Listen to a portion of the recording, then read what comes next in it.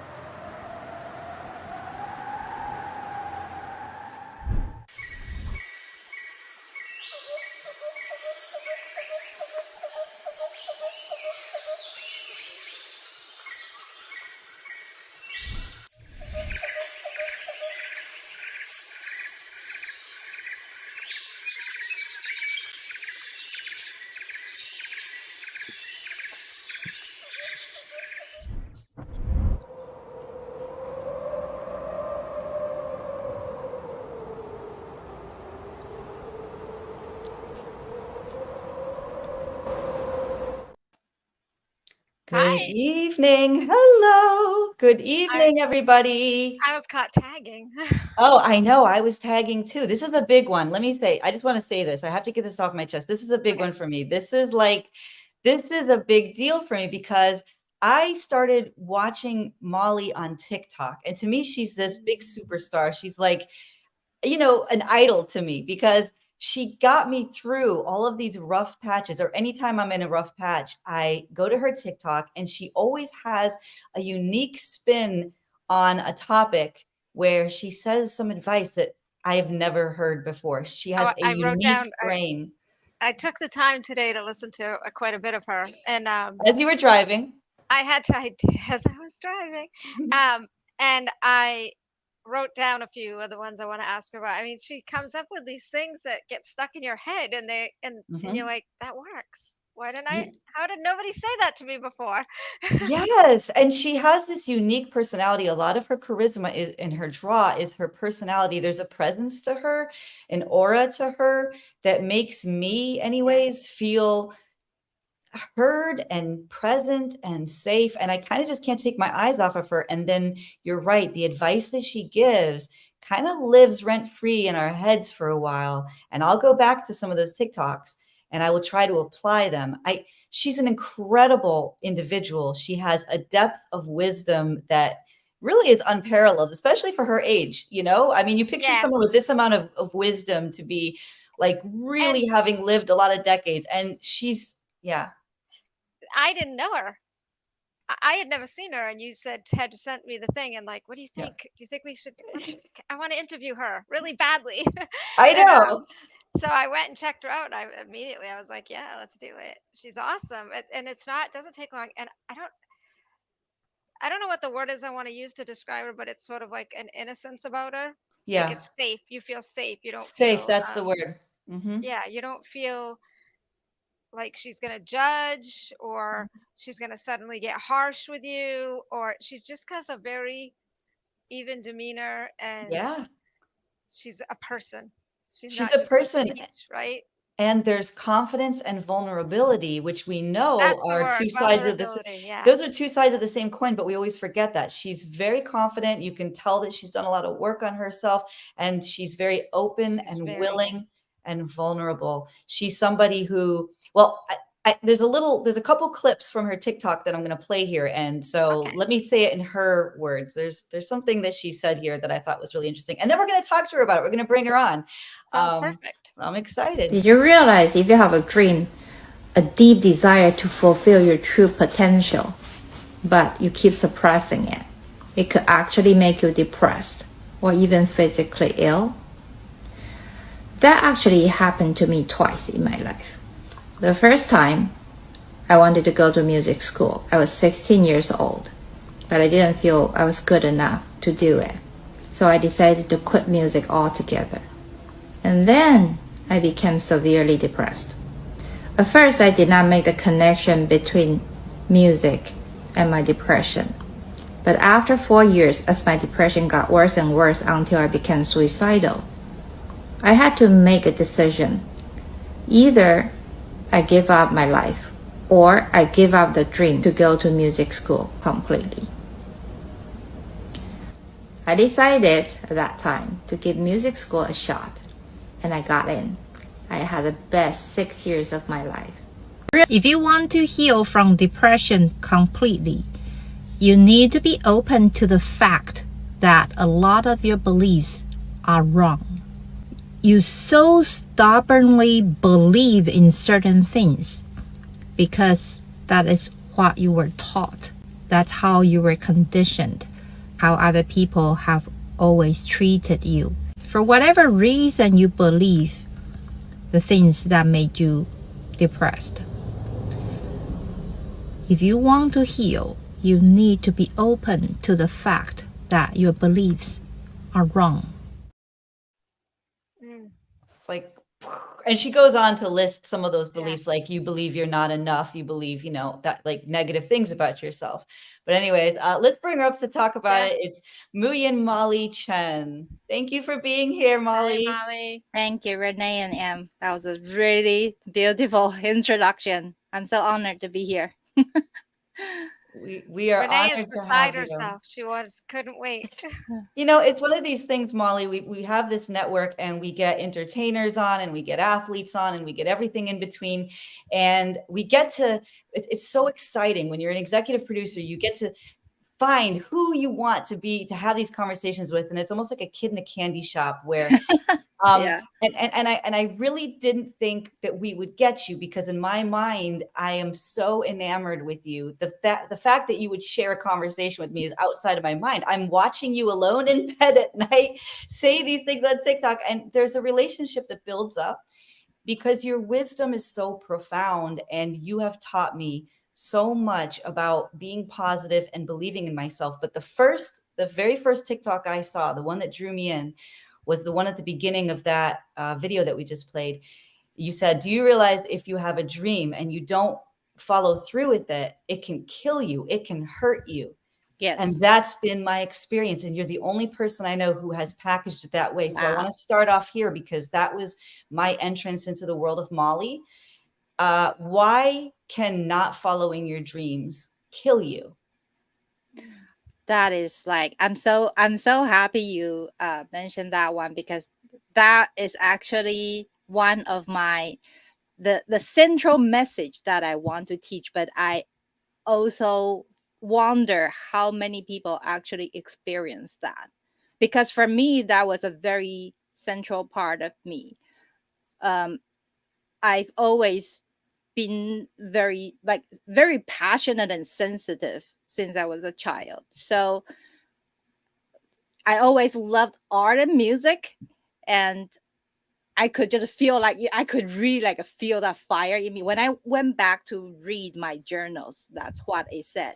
I could feel the fire, and I feel like there's a seed in me.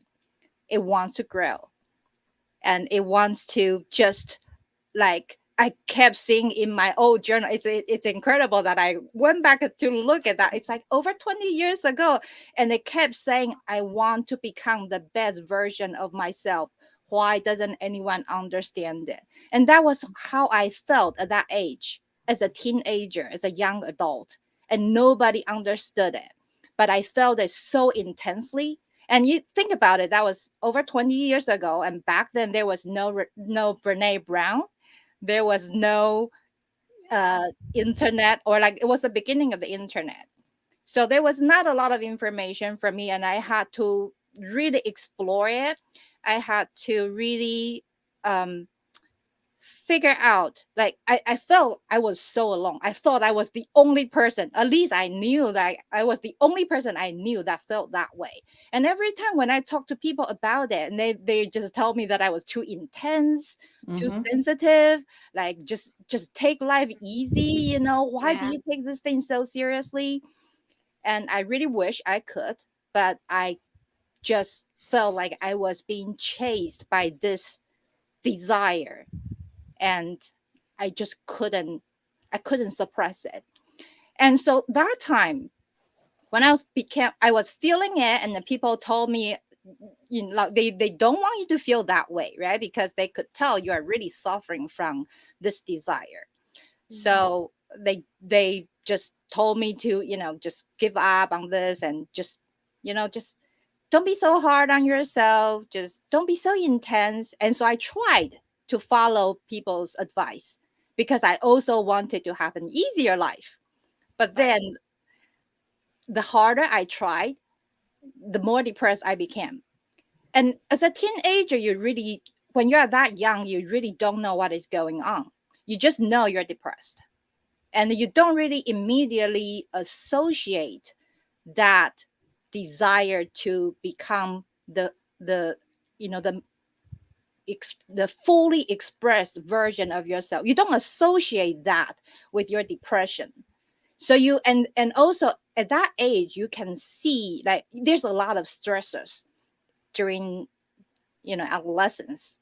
School is hard, and there's a lot of, you have problems, communication problems with your parents. You have existential crisis. There's just a lot of difficulties. So a lot of noises, even though there was no internet yet, and just there's a lot of noises. And so I couldn't tell it was from my desire to do music not being fulfilled. I couldn't tell. I just thought it was all those things that I was feeling. It's like a lot of people who are depressed, when you ask them, why are you depressed? And they will give you all kinds of reasons. But most of the time, they will give you the reasons that's external. Like, oh, I'm depressed because of capitalism. I don't have money. Or I'm depressed because of my past trauma, because my parents got divorced when I was young, or because of whatever happened when I was young. Or I'm depressed because I want to do something, but I don't feel like I can do it, or I don't feel people like me. Every time you ask them, they will give you an answer that is external. And that was what I was doing before.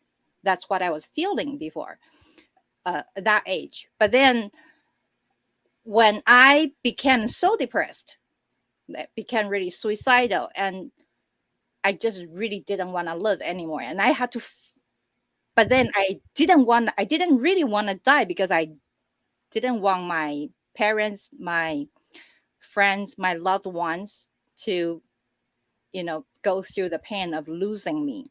So I had to figure out a way to stay alive. So that was, when you hit the rock bottom, that is when you really examine yourself. What can, what is it that make me really happy? If I can really have any kind of life I want, if there's absolutely no limit, what do I want? What is making me suffer? So that was when I decided, really, there's nothing in life that interests me anymore. The only thing I really want to do is music. So I tried that. And then, because of a variety of reasons, like how I use music to heal me, it just felt like a destiny. And then eventually, I very, very slowly just came out of depression during my 6 years at music school. Yeah, so, and that was my first experience. And again, I thought that was really just me, because I really didn't know anyone else feeling like me, like feeling this desire to fully express myself so intensely. I didn't know anyone until actually last year. And so this is the funny thing. This last year was when I finally officially started my speaking journey. And up until last year, I had a really good life, a good, like, and really like an American dream. I have a small business. I make handmade jewelry, and I was making full-time income while working part-time hours. So everything was good in my life, but I was not happy. Not exactly like depressed, but just felt something was missing. And I was sleeping a lot. Really, really, like I was having very bad sleep disorder. I couldn't fall asleep. I couldn't stay asleep, and then I couldn't wake up in the morning. Now, because of my history of depression, I started to wonder if that was a sign of physical depression. Because, when people are depressed, it may not really feel emotional, if but you could just, Yeah. you Yeah, just don't want to physically. get up. You just don't want Hmm. to face the day.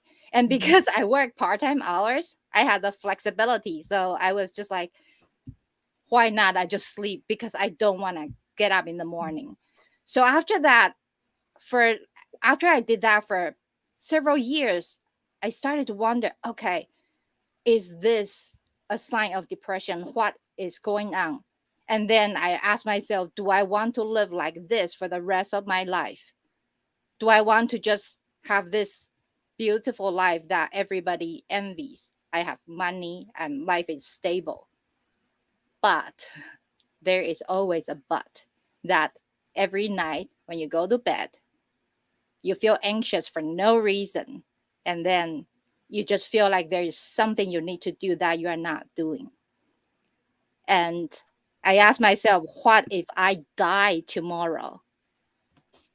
Like, will I regret? What will I, if I die tomorrow, will I regret it? Am I doing what I need to do in this life?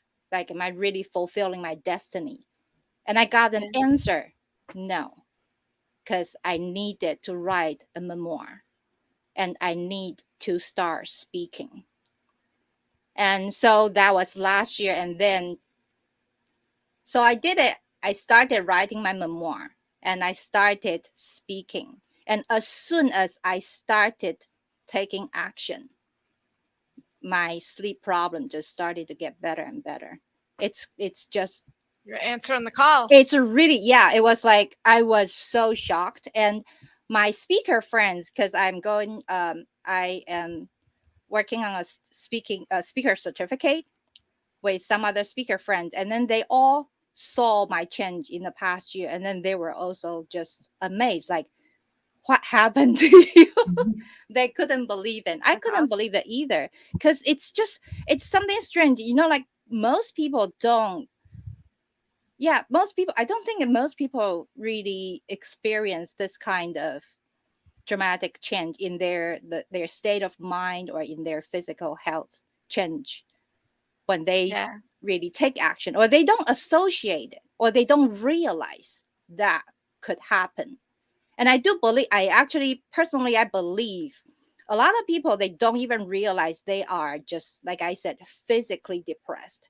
And Yeah. that life energy, life force, you know the desire to fully express yourself, to become the best version of yourself, when you suppress it, it's a very, very strong life force. It wants to grow, it wants to get better, it wants to become bigger, but you keep suppressing it. And it takes tremendous amount of energy to suppress it. So you are keeping that this big energy inside you. So it either makes you physically sick or mentally sick. And in my case, I was both. Yeah. And it's interesting because people understand that if you have a physical need, like you're hungry, you need to eat. If you're Yes. tired, you need to sleep. If you have a desire in your heart yearning to be free, most people are not going to honor that in the same way. But when you do not fulfill the desires of your heart, it causes all manner of physical, emotional, mental, spiritual Yes. ailments. And And I yes. feel like other cultures have understood that, but I feel like America is still very far behind understanding that. I think back when I was in I want to say my early or mid 30s, I had my kids were, teens. Um, I remember the day, I know where I was standing, everything, when something happened that I was really hoping for good news on, and I didn't get it, right?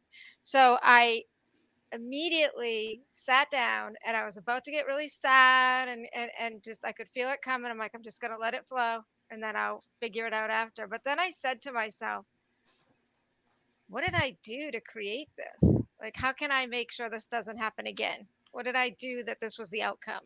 Instead of looking to what, you know, how come this happened to me? I was looking for the inner reason as to what I could do differently. So when you just talked about, Molly, depression and the exterior excuses or reasons that we think it is, really it's inside somewhere that we have to focus. Yes. That's pretty big. That's a And lot to think about. and the fact that another thing that you and Molly both do, is avoiding toxic positivity or self-gaslighting. I do think, Molly, when you're talking about how most people are not really identifying the physical depression with not following their dreams, I think a lot of what's going on is people really want to put on this pretense that everything is okay. Yes. My relationship is awesome. Here's all these pictures of me and my, yeah. my relationship with my, whatever. Everything Especially is with awesome. social media. Money. Oh, my money's awesome. My car is awesome. I'm getting a new house. It's like all of that. And inwardly they're dying, but they just won't admit it to themselves. It's almost like admitting it to themselves would be the ultimate failure. But in reality, their body is fighting against it, right? Yeah. Anxiety, depression, insomnia, all the things that you. Yeah. Cancer, that's think, worse. There you go. I think I've had this conversation with my children before about you can be one of two people. You can be the person that lives outside the box and lives the life that you want, or you can work until the day you die and have the life you want everybody else to see. Yeah, Right? right. Creating this world, but you're working 24/7. You're not happy. You're busting your butt to keep that big house and 2 cars in the yard, and they're all, like, it's just constant keeping up with your neighbors and pretense, and it's not really, you look great, like you were saying, Renee, on paper or on social media, but inside you're a shell of a person. You're not doing Yes. anything you want to do or living life. You're just working to look like you have a life. I really appreciate when she talks, Molly, when you talk about looking inward and working. Like, you talk a lot about being patient and kind to your own self, your own soul, right, and building it. And it's it's so important. People don't, they get so caught up in the rat race, especially in America. You're right, Renee. We are always working and trying to outdo this one or that That's one. I think Yeah. working, that's a really like a first world country problem. Because in Asia, actually, I do think they work even more in Asia compared to Americans. But it's not really about how many hours you work. It's about your mental energy, like how you feel about how you're working. Sometimes it's like, are you really, so for example, if you are really working toward your dream, you can work a lot and you still feel energized. Or Right. if you feel like, some parents, I feel like sometimes parents, they try to give their children the best life possible, and then they would work a lot, but then they feel like their children is their purpose, and then they are willing to sacrifice their own lives Yeah. for them. This happens a lot in Asia. So and then they're okay. If the important thing is, if you are comfortable, like if you feel like, if you're at peace with your decision, that's the important thing. If you are you is Do you feel like this is what I want to do? I have a there's a reason, there's a purpose for doing what I'm doing. Instead of, like, you're not, the worst case scenario is you work a lot, and you, in your mind, you just think, this is, I don't want to do this, I'm just surviving, and I hate this job, but I'm too scared to follow my dream, so I just stay stuck here, and then I complain about capitalism, which is what most people are doing, really. Right. Because they cannot, that struggle, that conflict, that suffering is caused by not really making a decision, and then really just surrender to That's a good surrender or word. like really have the Surrender's a good word. courage to follow your dream. That reminds me of one of the other things that you said. You had stayed up late and you had a speech the next day, I think, and you had to add a paragraph on or a Yes. sentence on, and you said, correct me if I don't get it exactly right. Molly has the courage to be happy. Yes.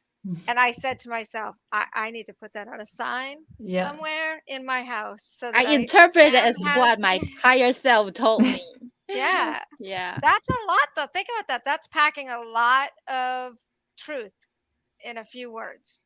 And Mhm. it's Because it really does take courage to be happy it's really and go hard. do Yes, it things. takes a lot of courage to be happy because I really feel like that is one thing that it just took me so long to learn. And at first when I decided to go to music school, that was the first time I would say that was my first act of self-love. That was extremely difficult because at that time I had to give up my college degree in Taiwan. I was already like 3 years into that bachelor's degree. Wow.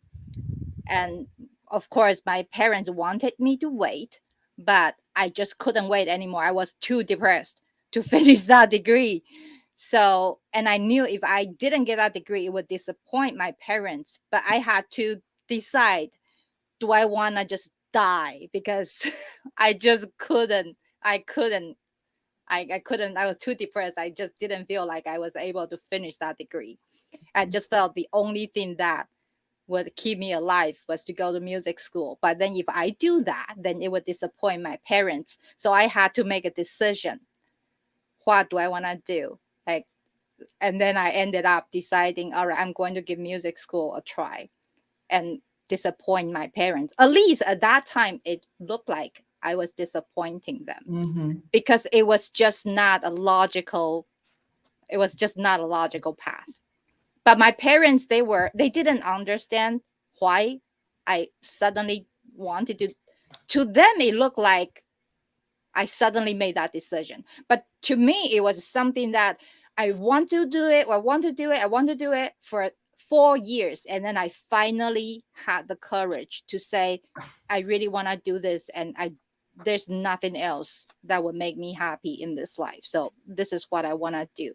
And especially in Asian culture, it's extremely hard to tell that to your parents, because I just felt I felt like I had just failed them. Mhm. But my parents knew I was very depressed and they didn't like that decision, but they supported me eventually, so I am extremely grateful for them. Yeah, it makes a big difference about who we surround ourselves with. So you talked Yes. a little bit about how when you were young, you knew that you had this calling, you had these, this passion and stuff, and people sort of thought you were weird. Doesn't it help when you can find your tribe, when you can find other people who are on similar paths and who understand what you're going through versus people who are constantly telling you, that you're on a weird track or you don't make any sense or you should just stop talking about these things. Yeah.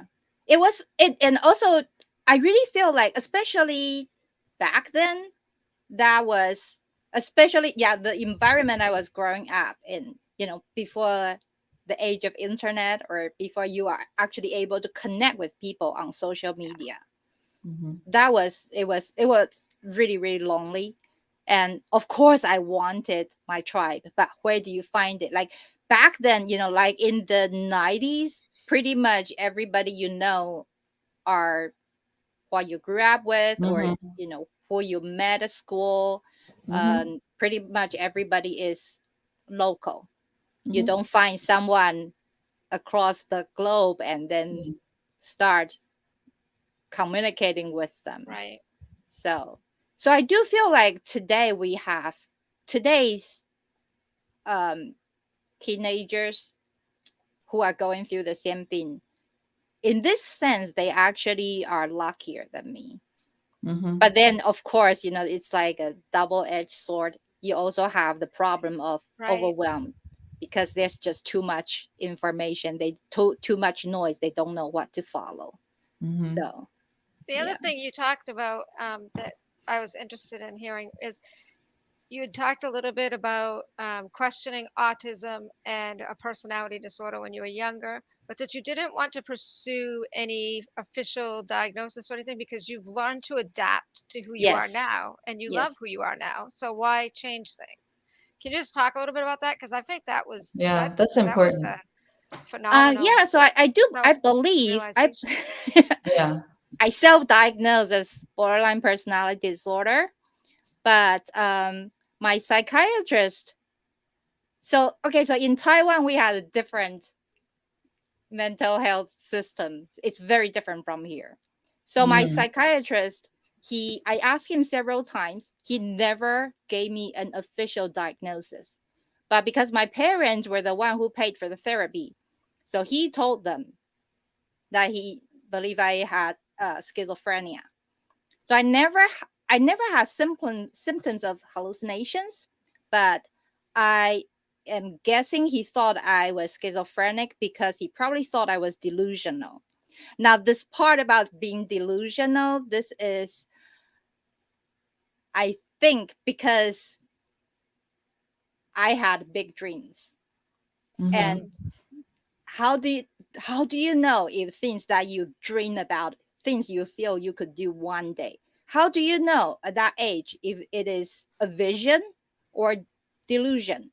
You can't. And that was indeed part of my struggle because I really didn't know. So I couldn't understand why he thought I was schizophrenic. But I personally identify with borderline personality disorder, or I believe I had that personality disorder because I had every one of the symptom, all the impulses of borderline personality, and it was just extremely difficult. And then but I never confirmed it with my therapist because then I fired him to go to music school. There So you go. I never found out. And because my experience with therapy really was not that great, and eventually I decided to just figure out how to heal myself. Now I have always had a very good support system with my spiritual mentors. I grew up always seeking people who were much older, much Mhm. wiser than Me me, too. and Me too. always, and, they all liked me, and then they just offered me their wisdom, and Mhm. they knew when I was going through a tough time, I always had people to help me. But those people who really were able to help me, they were not from the psychiatry Mhm. department. So eventually, and I also did a lot of work myself, studying personal development, Yeah. taking a lot of courses online or reading a lot of books, that kind of stuff. And eventually, because I really put in a lot of work in myself. So eventually I was able to change the course of my personality disorder to the point that today I really just I don't have a lot of symptoms. Or I still have like a really, really mild tendencies, but it's really, really mild.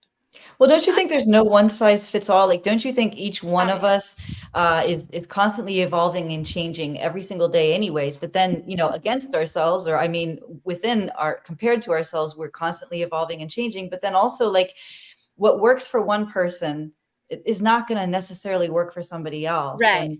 and so you're able to contain it that way. Someone else will say, well, that wasn't my experience, I needed this, and it's like, yeah, that was their journey. Yeah. This is Right. your journey. Right. And what I forgot to say, what Em was asking me about. So, okay. So part of the reason I did not want to get a diagnosis, or like I was not curious enough to do it, Mhm. whether it's borderline personality or autism, I was not curious enough because my life now is not affected.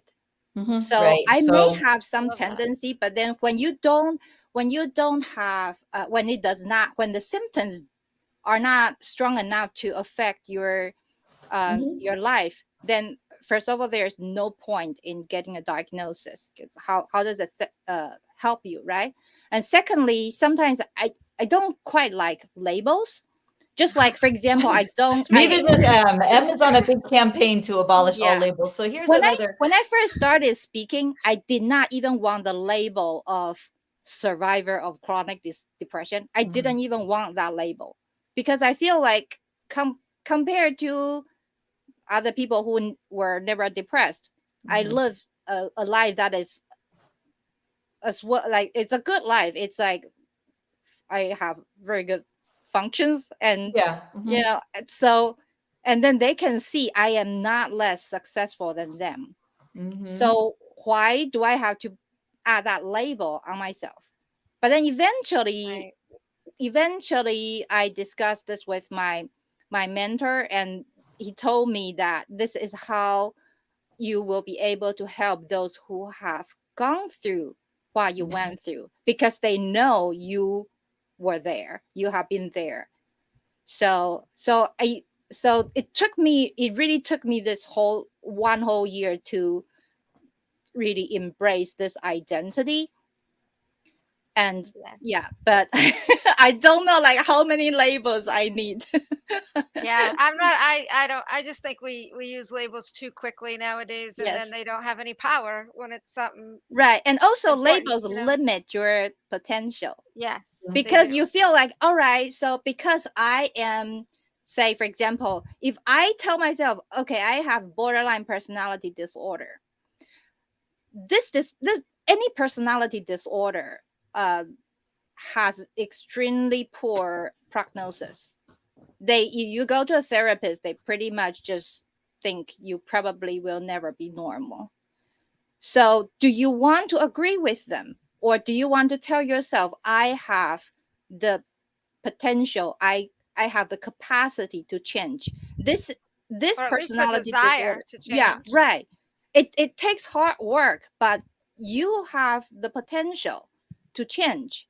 You can change the course of your life if you just, but if you identify with that label and say, oh, I'm doing this because I am that, then you just put yourself in that box, and it's harder for you to get out of it. I think, I the agree famous 100%.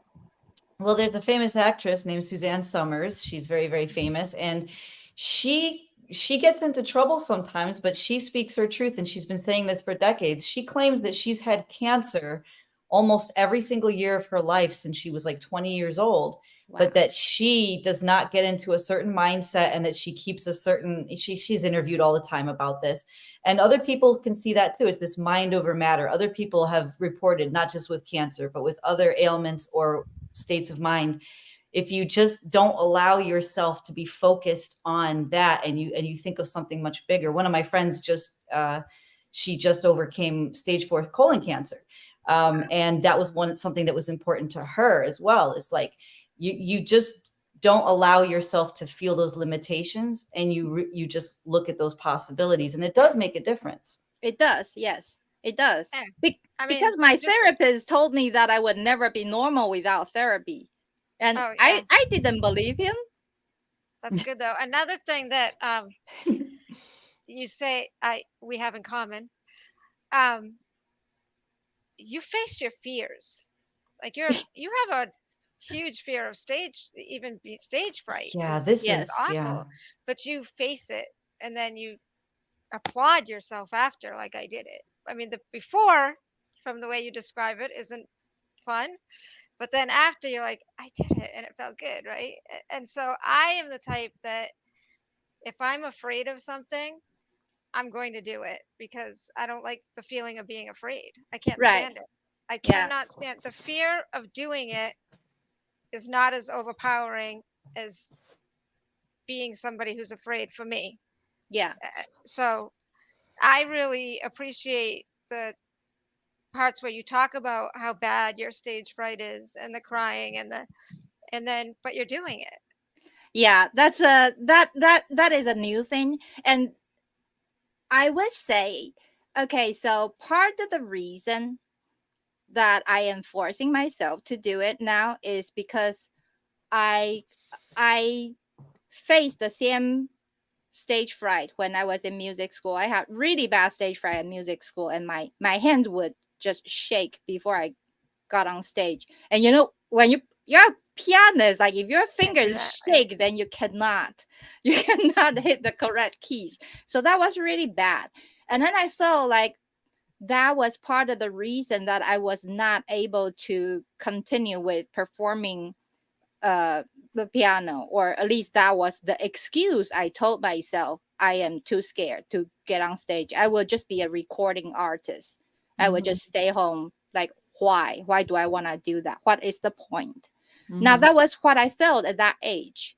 But now coming back to speaking, um and believe it or not, speaking is scarier. It's much scarier than performing the piano. I didn't realize it before I started speaking. I can see that.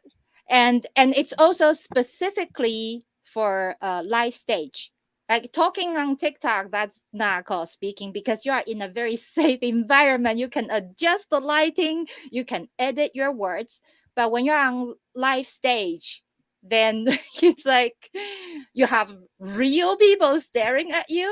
Mhm. So when you make mistake, it's like real embarrassment, and you cannot correct it.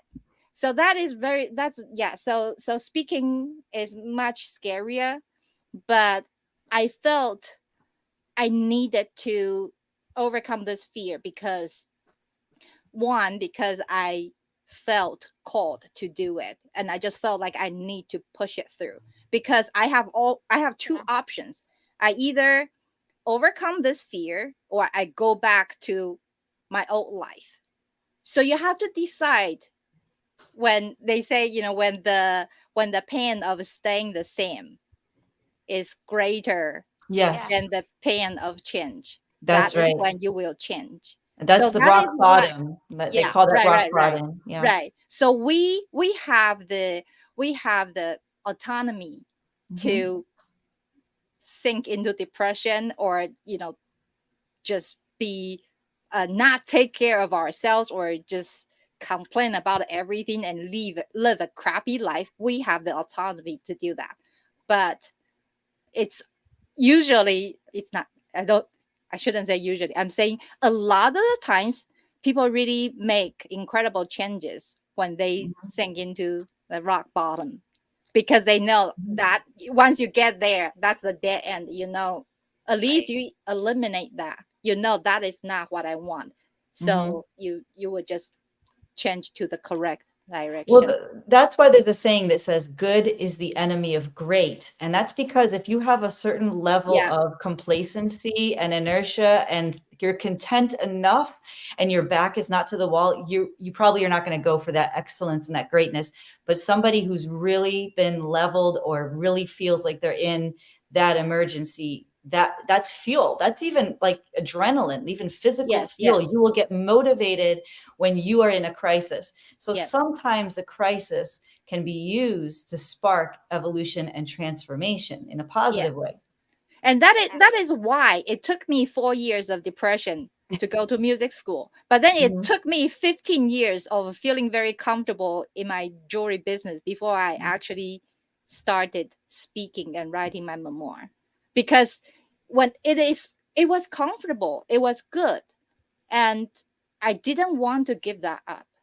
Mhm. But when I look into the future, like if I just imagine 30 years from now, do I still want to do the same thing? It's a good life, but it's like something is missing there. My heart doesn't feel fulfilled. Mhm. And how how much do I desire to feel fulfilled? And Yeah. I will tell you, it really took a lot of courage. At least for me, I would say that it was hard, because you don't want to give It up the does take a comfort. lot of courage. Yeah, you don't want to give up the comfort. But But Right. if Molly you has the are courage depressed, to that's be much happy. easier, because Yes, she does. Yeah. you don't want to choose. You don't you have it's easy to choose, because you Yeah. don't want that depression. So People will always say, "Oh, you're just brave. You're brave." And I'm like, "I'm not brave. I'm petrified. I just am more yeah, afraid of being afraid. I don't yeah, like that feeling. I don't I yeah, feel like that's my weight. Like some people it's depression, some people it's, mental illness, whatever. For me, I don't like fear because I had a lot of fear growing up. And Me so too. Yeah. I don't like that feeling now. And I will fight it tooth and nail. And if it means I got to do something I don't want to do. And one thing that I do when I do speeches and I speak to groups, I always say that it's the first question you're always asked for me for what I speak on. How do you do this without being nervous? I can't stand to speak in front of people. And I'm like, it's because nerves is the same feeling you get with joy, like excitement. It's Yeah. how we interpret it in our head. So when I start to get that feeling like I'm going to be nervous, I turn it around in my head. Like, oh no, I'm just getting excited. This is going to be awesome. I'm going to do great. We're going to change some lives today, like, and then I'm fine and I can go out and that's I cannot remember to this day the person that first said that to me, but I have used it ever since. And I teach it to all kinds of people, my kids, my grandkids. Don't let that feeling hold you back because if you just flip that switch in your head, it's the same feeling you're going to feel, those same Mhm. butterflies. And But it's yeah, yeah. ride those waves of emotion. It's Yeah, okay to yeah, ride yeah, your that's right. But emotions. it's so easy to say that, but Yeah. if you have never experienced it, if you have never really pushed through, never tried it, then it's just so terrifying. You just don't feel like you can do it. So another thing that I have learned through my years of depression is that our emotions are not real because it's just all illusions. It's all temporary. And as women, we know our emotions are not real because when you have periods, Right. Yeah. when you have Huge effect on our hormone mood. change, yes, you would say, or yeah, you would feel just extra emotional, right? Like you're Before, crying at a commercial. Like yeah, you're watching right. a And you're call, like, like why somebody like, am oh, I I'm crying. crying? Yeah. The old coffee commercials. Yeah, the coffee And commercial. You're like, that is My it turned son's out calling. so eventually this past year I am slowly after I gave more speeches, I started to learn, okay, so every time before I speak I will cry, and after I cry I will be okay, so it is okay to cry. Yes. Oh no, you have to go through your emotions. They're there for a Yeah, reason. but you have to, and you have to do it enough times um to understand how your emotions work, so you will start to see that pattern, but you have to really keep doing it so you can manage your emotions. And people say like it's not really like slay the dragon, it's like you learn to ride the dragon, and yeah, that you is don't when slay the you dragon, have you're your riding, you're superpower. controlling. Yeah, you're Yes. controlling it. Yeah. You learn to live with it. Yeah. That brings me to another thing you said, which was that I liked is you said, let me get it right. Just because it feels real doesn't mean it is real because we Yeah. don't know our mind as well as we think we do.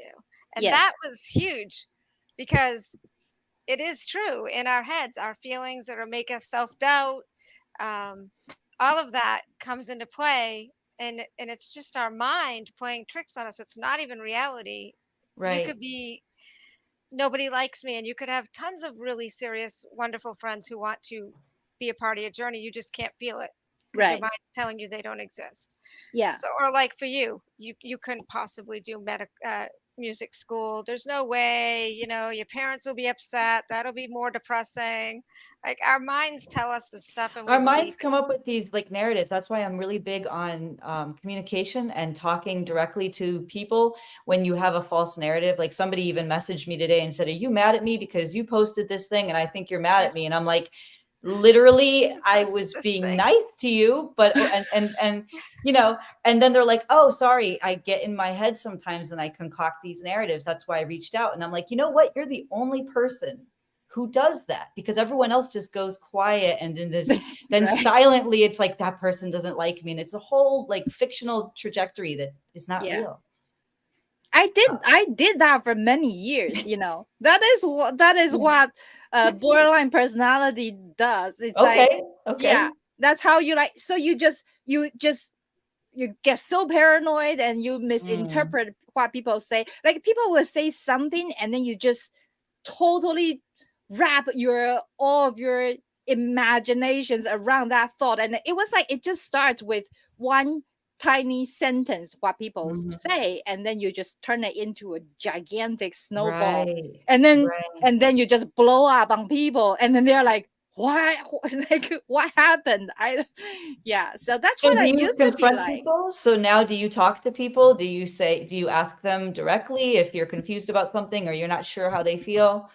I actually don't get triggered, and I just basically have trained myself to not overinterpret people's Mhm. words. And it Right. doesn't matter, to me it no longer matters whether people really say something to mean harm to me.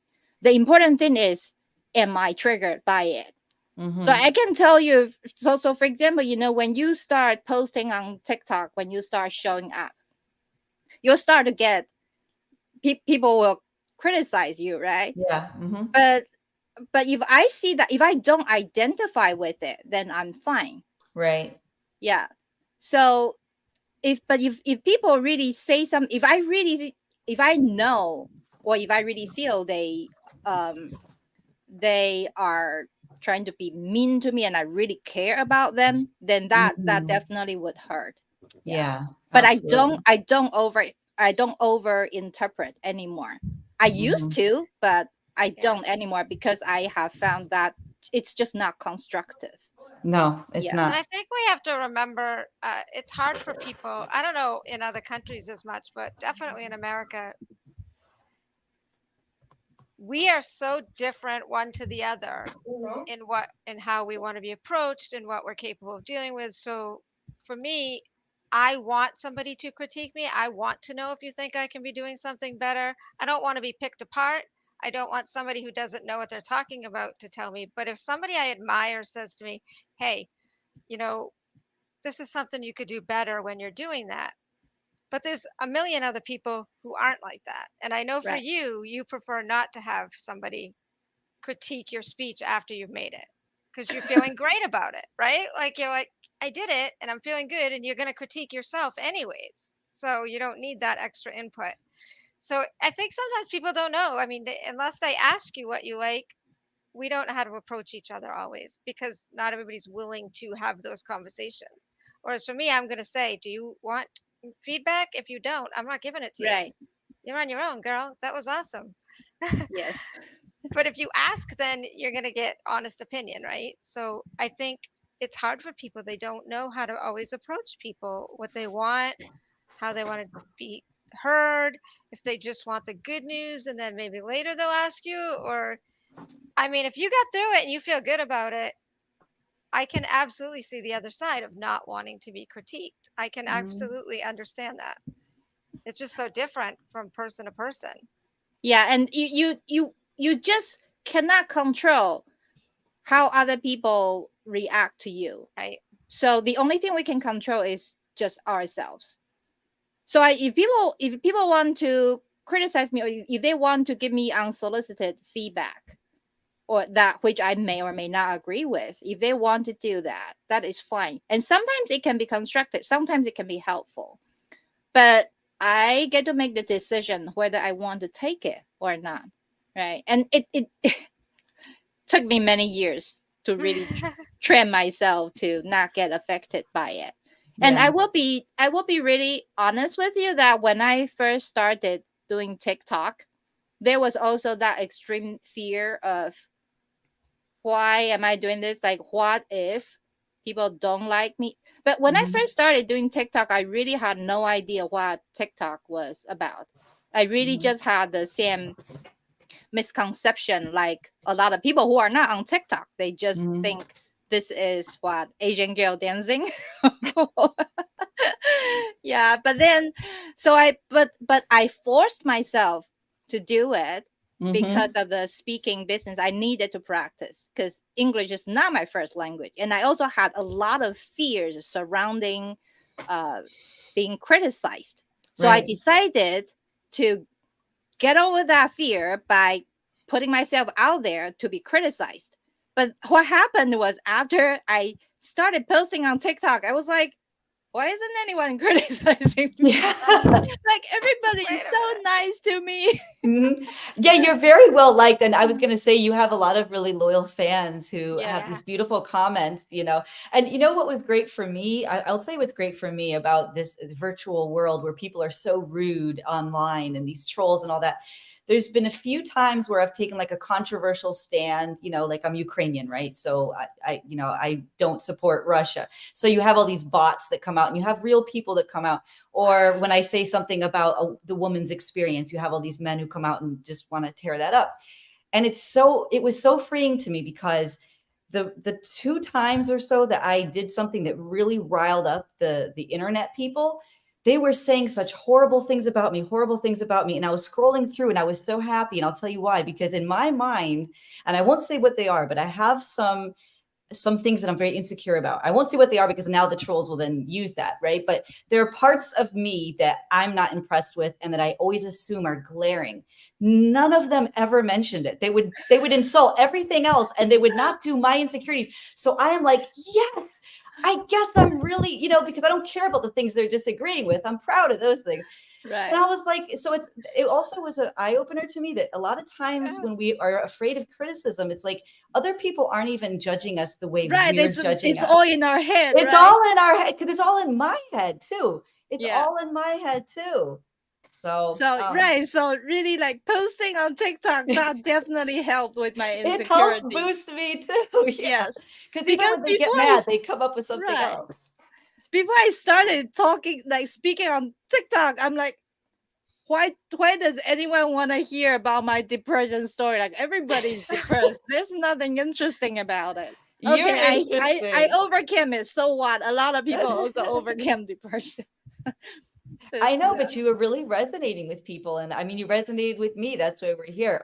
I wanted to ask about your speaking journey. Why is it so important to you to become a public speaker and a motivational speaker and a keynote speaker as you are? Why was that so important to you? And then like, how are you prepping for it? I know that you're studying or And she you're memorizes practicing. them. She Yes, I have memorizes to She them. memorize. memorizes an hour-long speech. But An it's hour. actually it's more common than you realize. Actually, a lot of good speakers they memorize their That's speeches. amazing. Maybe not word for word, but if you want Mhm. Yeah, a lot given of the same one over and over. Yeah, I mean, I have a lot yes, of the same yeah, right. facts and stuff. You do it over and over. It's kind of like comedians. They also memorize their they have to memorize their Right. comedy. Yeah. Yes. Mhm. But for me, so Renee, your question, why did I want to do it? It's just very simple. It was just something that I promised myself when I committed to live. So Mhm. at that time I promised myself that I would write a memoir and I would speak about my experience. So when I was 20 years old, basically, I made that promise to myself. Mhm. And it's something that I felt like it was so long ago, can we just be over it? And no. I say I bury that girl in the Mhm. corner of my heart. And she's always with me. And she's part of me, and no matter how hard I try, she's still there. So I didn't start speaking sooner, or I didn't start writing sooner, only because I didn't feel confident enough about my English.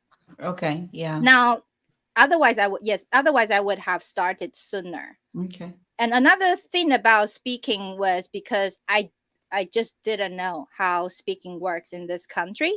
It's very different from Asia.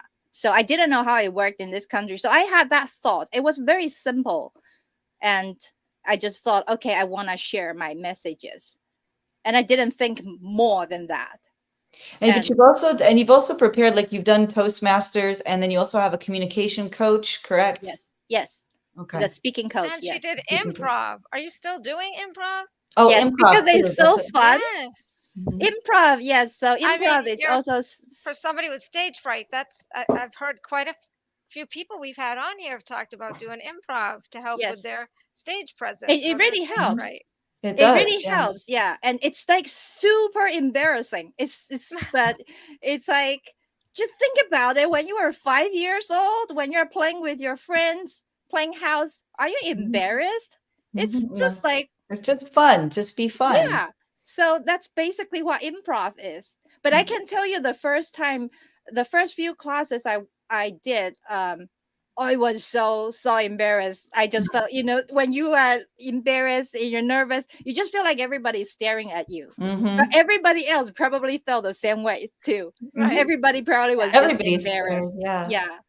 And now I'm getting a little bit more comfortable. I'm still not good at improv, but the point is not to get comfortable. I mean, the point is not becoming a really great improviser. The Right. point is to just get more comfortable with saying whatever and Mhm. not be embarrassed by it. Right. And then what does the speaking coach work with you on? Like, are there tactics that people can learn how to command the stage and be organized or clear? Is that what a speaking coach works on? Yes. But my coach is a little different. My coach is because I do this keynote concert thing that combines combines music with speaking. So my coach is actually a coach for musician speakers. So he's a Wow. little Oh, bit interesting. different. Yeah. Yes. Mhm. But I also have been just watching a lot of videos or taking other courses online on my own. And the most important thing is practicing. So Mhm. Toastmasters is, I do highly recommend Toastmasters for anyone who wants to get over stage fright, because it's just everybody there is trying to get over their Mhm. stage fright for speaking. Right. So, Yeah. and So it's Um, very I'm looking at the. affordable. yeah, it Yeah, is. I've heard it's not bad. Yeah, it seems like everybody that we've spoken to that's utilized um, the different thing, many of the things you've listed, Mhm. but improv, I have never even considered or thought about, but a Yeah, it's lot of people helpful talk for about it. everything. It helps with confidence and stage presence and just like owning yourself and like learning more Yes. about yourself. So, Yes. and And now Molly, and then can we Molly, give her links before? yeah, I Sort was of just gonna remember to lead put those in. links up. We kept Thank Molly you. long, but it's I know. because we love Molly. That's why. Well, Um, I do want to tell you, Molly, that you asked in one of your videos. You said, um, I act like a kid when I'm in social situations and I don't know when I'm supposed to stop doing that. Is it okay to do that? And I just want to tell you that I'm the oldest one here and I say keep doing it. Because Awesome. I'm the biggest kid in the room most of the time. But I I'm mean, I so can be worried I'll still be serious. like this when I'm 80 years old. My I mom's hope so. 75 and she's very childlike. My mom is funny and insecure and she can be awkward and vulnerable and innocent. There's like an innocence about her at 75, and I say Wow. keep doing it. Why not? They are doing age. I mean, this is kind of off topic, but literally just yesterday there was a big paper published out of Harvard where they think they're going to be able to actually reverse aging, not just slow it down and on every single level. But even before that physical research, like that cellular research is coming out, they've always said like actually people can your physical age corresponds more with like your mental attitude. There's all these studies on it and it's all of this, but just like people who are continually learning and evolving and challenging their belief systems, like Molly, we led off this talking about how you said, make sure you have to accept that you're wrong. You have to accept that some of your systematic thinking that's been fed to you by culture or whatever, or some kind of a negative thing that you're telling yourself, Right. it's wrong. But if you're not open-minded, open-hearted, and willing to admit that you're wrong, it's very hard to progress. It's very hard to have that youthful mindset. I cannot change it because this is like really just Right. This Who is you natural are. to you. So yes, Yeah, but that's yeah, just it. You shouldn't we have want to to. foster You that. shouldn't have No. to change who you are. yeah. I mean, Hmm. obviously, if it was a negative trait, then you would want to work on it. But there's nothing negative with being bubbly and happy and joyful, which is And how I would intense. When explain people being say the child. word intense, I've been Oh called yeah. intense too. Please be intense. Great people in history are Oh intense. yes. So I always take it as a compliment, because what's the opposite? That you're a big lump just sitting there not doing anything. To me, that's the opposite of intense. And I don't want to be that. I want to make sure I have Right. an impact. And Molly is someone who has an impact. So we have 2 links here. Talk us through this. I am a love generator. What do people get when they enter that into their computers? You'll get a free download to one of the piano original that I wrote, I performed and produced, and they take you to a sign up link for my newsletter subscription. Awesome. I'm gonna still sign up working for on the that. subscription Well, part, we're gonna so have to but have her come back We'll because we come. didn't even get to yes, talk to her a lot about her I'd love music. to. Yeah. Oh, we should have you back as a musical guest, and you can talk to us all about your music. That would be cool. Yeah, sure. Yeah, that sounds Thank you. fun. Yeah, that would be. You know what? We could get Travis Lohman to come on and talk too. He's we know a composer, and he's a pianist. He's the best pianist you'll ever see. I want to see you guys play piano together, but he's a composer. He writes for film and for movies and stuff like that. He's very young, so I think he's like Send her 31. a couple links. You can check who he is. Yeah, definitely. I'll hook you guys up on TikTok, but he's a frequent guest that we have here, and I thought it might be cool to have him come on too. Yeah, sounds fun. Yeah. Yeah, that would be great. And then this is Songversation songversationsummit.com. Summit. Yes. So I was talking about me doing this speaking keynote concert. So combining live music with speaking. And on Saturday, July 29th, I am doing this Songversation Summit with my other speaker friends who are all also musicians. Most of them are singer-songwriters. But there is another pianist who doesn't sing. So two pianists, composer, and 4 singer-songwriters, and all Wow. inspirational speakers. Oh, nice. So That's it will be a awesome. fun day, and this is a totally free summit. So just imagine like a day of TED Talks with music. Oh, I love that. Yeah, Oh, that's I'm awesome. excited. I'm going to Yes. definitely visit. And then this was going to be my first question, and I didn't get to it, so it's now going to be my last question. The title, this is also your TikTok at I am a love generator. And you can also, what is the origin of that? I am a love generator. That caught my eye instantly when I saw that. Yeah, that was when I would say, hopefully this will, in the next few years, it will actually turn into a book, because that Okay. was how I figured out why I was depressed. Mhm. Because a lot of people think people are you become depressed because of trauma or because you were not loved.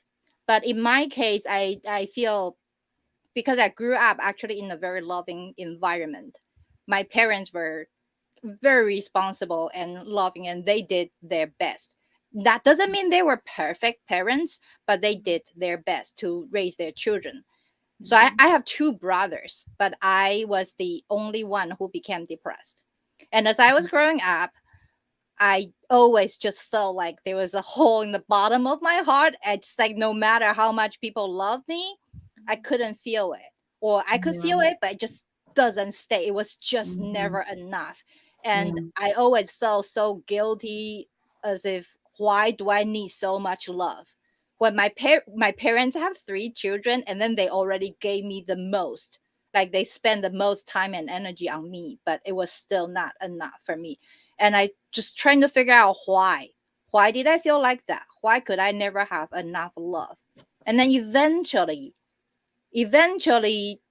through my years of searching and inner work, I eventually, one day, it just came to me. I just realized this, that I could love myself. I am a love generator, because this love comes from within. So when I realized it, I just thought, okay, let's try it and to see if it helps. Because after all, I am the only person who will live with me for the rest of my life, right? So if my entire life, I kept complaining, people don't understand me, they don't love me the way I want. They may tell me they love me, but that is not how I want to be loved. Right. So I kept searching for that Mm. person to love me perfectly, but I couldn't. So I decided to become that person. Mhm. And that didn't happen overnight, because self-love, it's really an ongoing journey.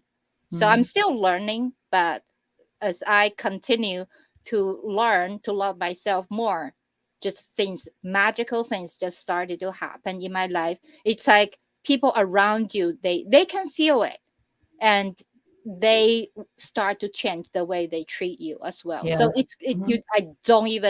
I don't even mention to them. I don't tell them like I am learning to love myself. I don't say that. Mhm.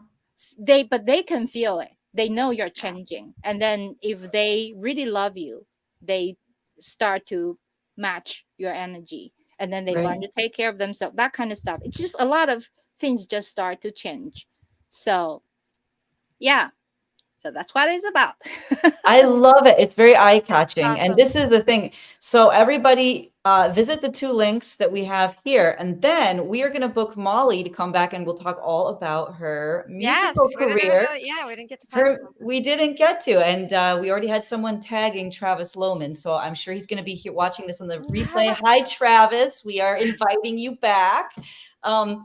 And everybody head over to TikTok and follow Molly at I Am a Love Generator over there on TikTok. I Yes. duet her all the time. There's a button. I know. I was going to say, I most people it's should see her. I cannot stop doing it because I just love her so much. Thank you so much, Molly, for being here. Thank you, EmEm, for Thank being you. here, of Thank course, you for and having for me. I had Thanks, so much guys. producer. fun. Yeah. Thank you, everybody, and have a Thank you to wonderful everybody who night. replays. Yes, hi, Replay Squad. Good night.